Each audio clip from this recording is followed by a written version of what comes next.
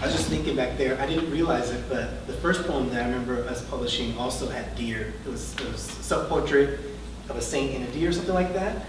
And I was just thinking, I was like, what if you did like a word cloud of all your poems? How big deer would be, how it shows up, and made me realize, oh, I didn't. And then it was also really great hearing the constraint, the 33, wouldn't have picked that up, but that constraint you were working with was really interesting. So thank you for that. So our next poet is Nick Courtright. And I was looking at his bio and I was thinking, it sounds impressive already, but then it also leaves out things like PhD student and all these other things. Yeah, try to deny that. And so I was thinking about, it's overwhelming just thinking about, professor, instructor, and all these different things. And so I'll read this, but then also in there is all these things that he's leaving out in his modesty. Full modesty. Yeah. Okay. Nick Courtright is the author of Let There Be Light, called A Continual Surprise and Revelation by Naomi Shihab Nye, and Punchline, a National Poetry Series finalist. I think at least Punchline is over here. He is the co-executive editor and book designer for Goldway Press and the founder and executive editor of Atmosphere Press. His poetry has appeared in Harvard Review, the Southern Review, Kenyon Review Online, and Boston Review, among many others. Find him at nickcourtright.com. His son William, which will also be making an appearance today, can usually be found reading a book or surrounded by Lego bricks. Please welcome Nick Courtright.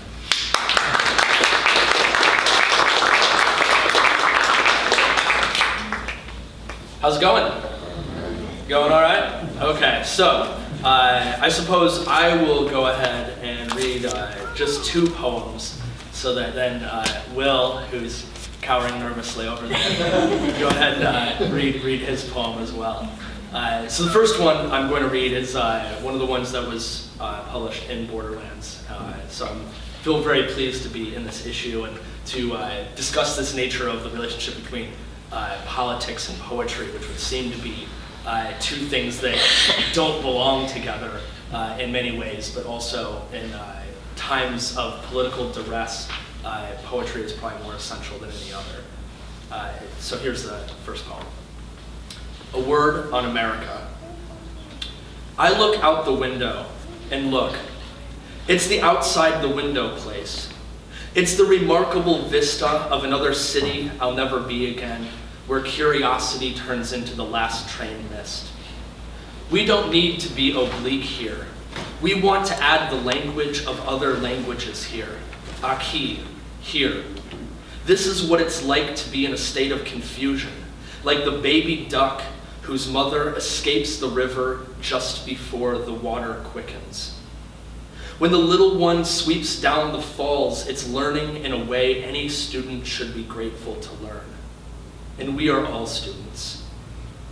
It's hard to tell which way the water flows, even as it batters a boat against the rapids' rocks, its passengers wondering where their mothers are and why they didn't say I love you during the last distracted phone call. We've been running from something that felt like reality into something we can only pretend is reality. I wonder how it feels to be the pilot as the fuel gauge turns to E above the wine-dark sea. Every idea is derivative.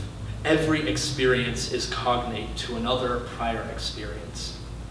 Out the window, the city bustles, because bustling is what cities do. All humans are remarkable. We should stop driving cars into them. And I'll read one other poem. This one sort of like, I think that idea is interesting. It's like, oh, don't read something that's new, right? Because it's like it hasn't been tortured enough. So obviously because this is on this, it's relatively new. But I think I've tortured it pretty significantly.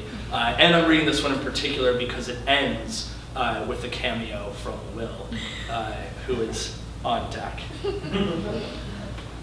It's called When at the End of One Thing and at the Beginning of Another, which, as you can tell, is actually a title I just changed it to like 20 minutes ago.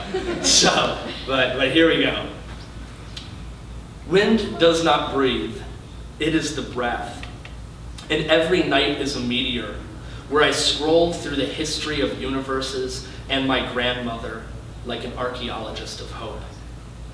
Here we are, my little desperate heart-filled heart of blood. Watch how it seeks new ways to turn emotions into emojis. Like a blind man looking at a phone, I make sense of absence and imagine all Neruda deleted from his poems. How he said to write well, you must know how to delete. And that's why I met him on a snow-covered precipice where he pushed me off so I could learn that my wings were ready. I would rather die 600 medieval deaths than try to sew shut the pockets my money has been burning through. Because ending this dance without debt is a wasted chance to win. All failure is preceded by potential, just like the flower before it blooms. The flower needs no blooming to have been a flower, and night's awakening into day isn't a blunder, but just the fluttering of lashes as light shines through the blinds. Time is always wandering, the quilt of earth, because it is a collage, and your eyes are the museum.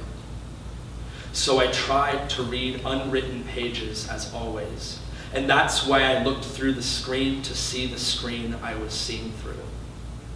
In Latvia, I bought caviar in a converted Nazi Zeppelin hangar, and my life has become about collecting sentences like this.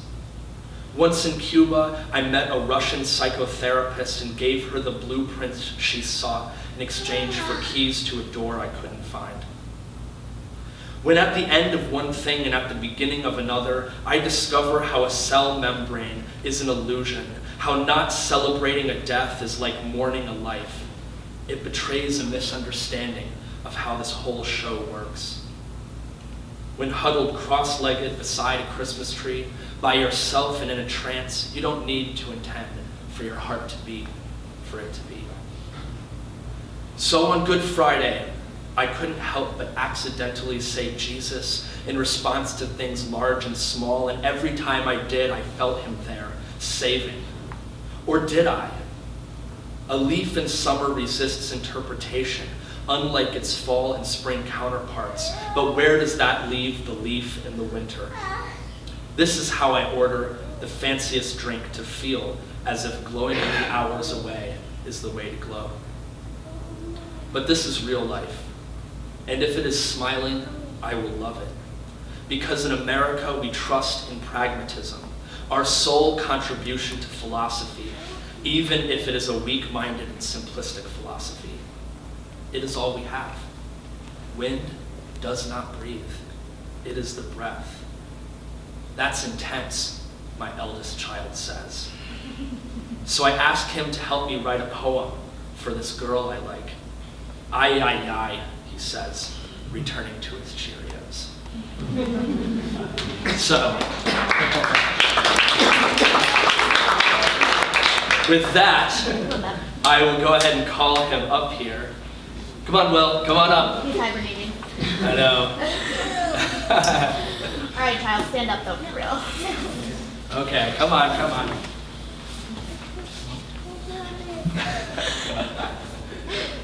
Here, come on, man.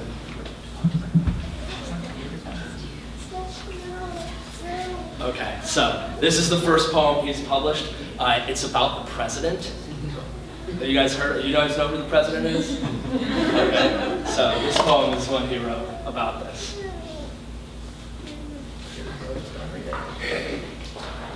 You got it. Poem by William H. 7, Citizen. Donald Trump says he wants to make America great, but he just wants to make it a mess, because he likes messes. His hair is a mess. He's like my little brother, who throws Lucky Charms all over the floor. He's like a lumpy rock that looks like a skull with an angry face, because he's mean with foreign hair and wants to make the world into a large war.